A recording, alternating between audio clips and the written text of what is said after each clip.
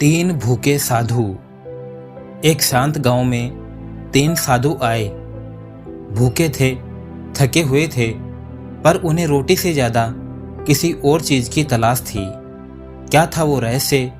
आज सुनिए तीन भूखे साधु दक्ष स्टोरी जंक्शन पर। यह कहानी है एक छोटे शांत लेकिन आत्मीय गांव पलसिया की, जहां समय धीमे चलता था और लोगों के दिल तेज धड़कते थे। गांव में प्रेम था, सहयोग था, लेकिन एक चीज की हमेशा कमी रहती थी, आत्मबोध की। लोग खेती करते, झगड़ते, त्योहार मनाते और फिर सो जाते, जैसे जीवन सिर्फ दो रोटियों और एक झगड़े के बीच सिमट गया हो। एक दिन की बात, उस गांव की मिट्टी पर तीन अजनबी साधु आए। वे तीनों भूखे थे, थके हुए और चुपचाप थे। उनके वस्त्र साधुओं जैसे थे, लेकिन वो न तो मांगते थे न बोलते थे। केवल गांव के कुएं के पास आकर बैठे लोगों को देखते रहते। गांव वालों ने सोचा ये भीख मांगने वाले होंगे, कुछ बोले साधु हैं, शायद कोई चमत्कार दिखाएं, पर वो कुछ नहीं बोले, बस सिर्फ मुस्कुराते रहते। 3 दिन बीते, तीनों साधु वहीं कुएं के पास बैठे रहते। वो ना तो रोटी मांगते न पानी, लेकिन उनकी आंखों में भूख थी। गांव की औरतें कुछ देने आती, पर वे हाथ जोड़कर मना कर देते। एक दिन एक 8 साल की बच्ची, जिसका नाम गोरी था, वो आई और उसने चुपचाप रोटियां उनके आगे रखी और बोली, माँ कहती है भूखे को खिलाना पुण्य होता है, आप ये खा लीजिए।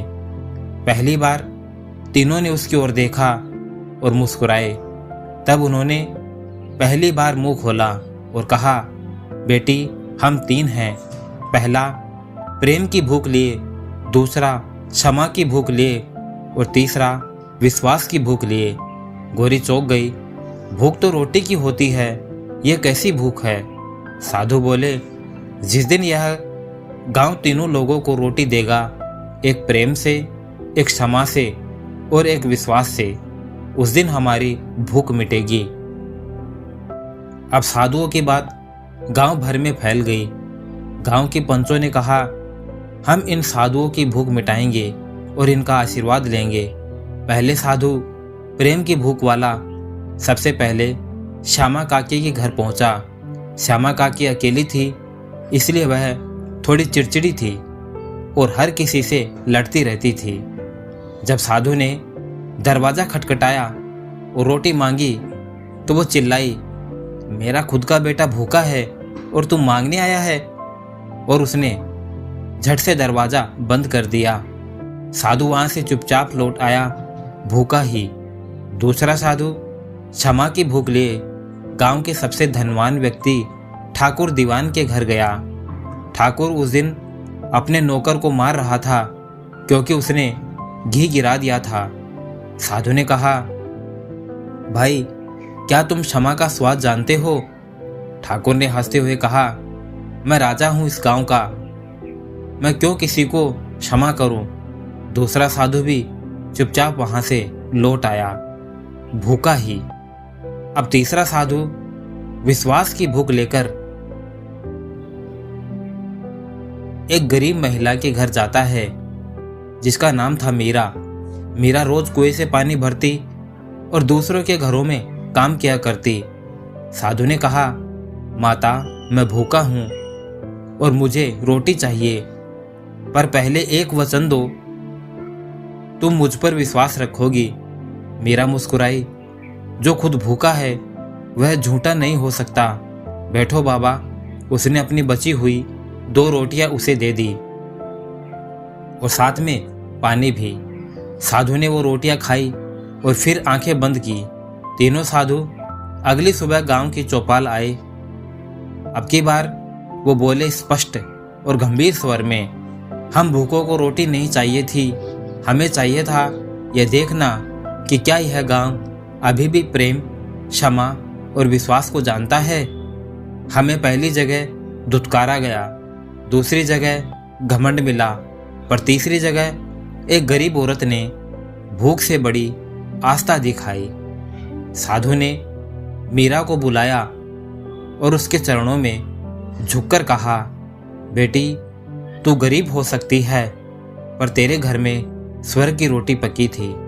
साधुओं ने गांव को आशीर्वाद दिया कि जिस दिन इस गांव में प्रेम, क्षमा और विश्वास हर घर में बस जाएगा, वहीं से इस गांव के लिए स्वर्ग की सीढ़ी बनेगी।